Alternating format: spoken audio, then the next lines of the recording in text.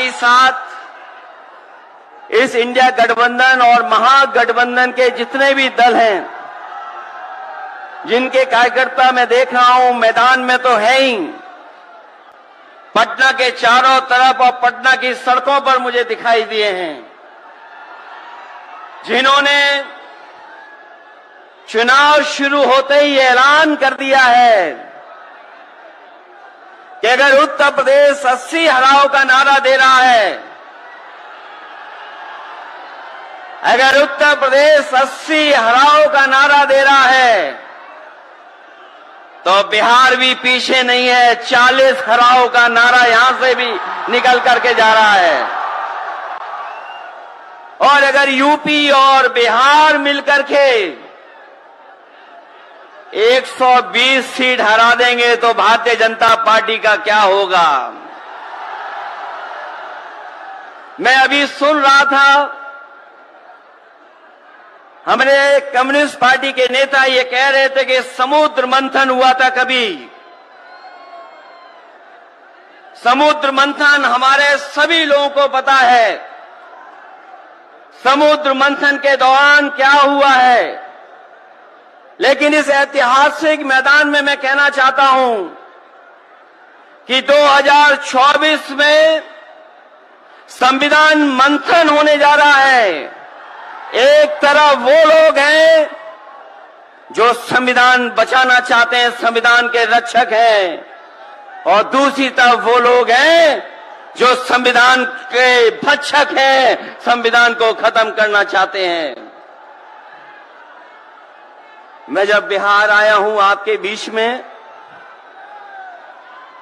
जब मैंने अखबार उठा करके देखा तो एक युवती ने जान दे दी। एक बेटी जो परीक्षा में दे करके आई थी,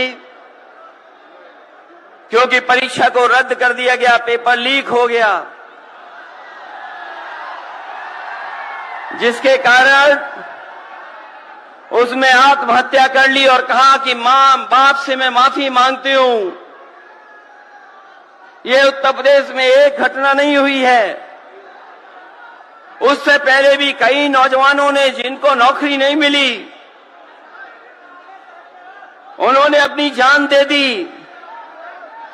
जिस देश से मैं चुन करके आता था, वहां भी एक ब्रजेश पाल बेटे ने, हमारी आपकी उम्र से कम उम्र, उस नौजवान ने पढ़ी लिखी डिग्री जो थी, उन डिग्रियों को जला करके और आत्महत्या कर ली।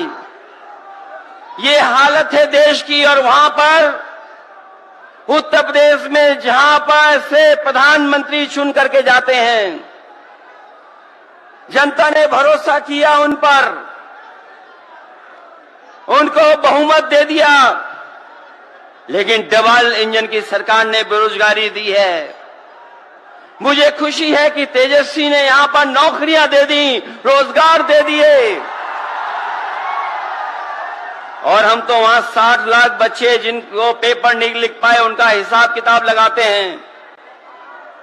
उनका अगर हम बड़ा परिवार न माने, केवल 3 सदस्य परिवार के माने, बेटा और मां बाप, तो 60 का गुणा 3, 1 करोड़ 80 लाख वोट, और 1 करोड़ 80 लाख लोगों को अगर हमने भाग दे दिया 80 लोकसभा से, तो केवल उत्तर प्रदेश में 2,25,000 हर लोकसभा में वोट कम हो गया है।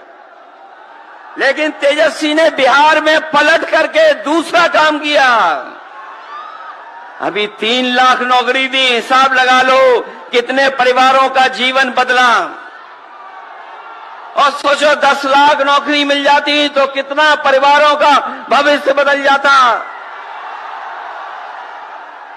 इसलिए जो लोग कहते हैं कि परिवार वाले हम लोग हैं, ये जो आरोप लगाते हैं परिवार वाला आरोप हम लोगों पर, मैं उन भारतीय जनता पार्टी के लोगों से कहना चाहता हूं कि भारतीय जनता पार्टी इस बात संकल्प ले कि किसी परिवार वाले को टिकट नहीं देंगे, और संकल्प ये भी ले कि किसी परिवार वाले से वोट मांगने भारतीय जनता पार्टी के लोग नहीं जाएंगे। मैं तो ये जोश देख रहा हूं यहां मैदान में, ये जो जोश दिखाई दे रहा है यही बदलाव लाएगा, यही भाजपा को हटाएगा। जब जोशीले नौजवान मिल जाते हैं तो बड़े बड़े लोगों का तख्त हिल जाता है। तो इस बार उन्हें आप बाहर करोगे कि नहीं करोगे? पहली सूची बीजेपी की आ गई, उस सूची में बिहार बाहर है, बिहार नहीं है उसमें। इसलिए बिहार से वो बाहर जाने वाले हैं, यूपी वाले भी बाहर कर रहे हैं उन्हें। इसलिए मैं आप सबका धन्यवाद देता हुआ और आदरणीय लालू प्रसाद यादव जी का मैं विशेष धन्यवाद दूंगा कि जो इस रैली में पधार करके न जाने कितने लोगों का मनोबल बढ़ाने का काम कर रहे हैं।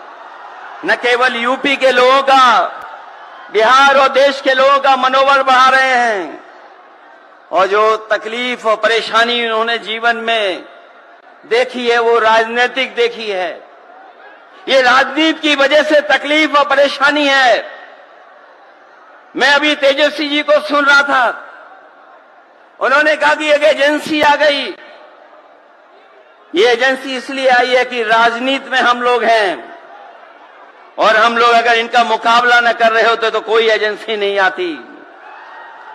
उन्हें डर है कि ये ताकत मिलकर के, ये गठबंधन बन करके उनको हटाने का काम करेगा। इसलिए मैं आपसे कहना चाहता हूं, 120 हटाओ, देश बचाओ। भाजपा हटाओ, संविधान बचाओ। भाजपा हटाओ, देश बचाओ। भाजपा हटाओ, आरक्षण बचाओ। भाजपा हटाओ, नौकरी पाओ। भाजपा हटाओ, संकट मिटाओ। मैं इन्हीं शब्दों के साथ मैं सभी लोगों का बहुत बहुत धन्यवाद और आभार प्रकट करना चाहता हूं, इस उम्मीद और इस भरोसे के साथ कि जब कभी हम लोग अगली बार मिलेंगे तो ये डबल इंजन की सरकार बाहर होगी, यूपी से लेकर के बिहार तक भारतीय जनता पार्टी बाहर होगी। बहुत बहुत धन्यवाद आपका।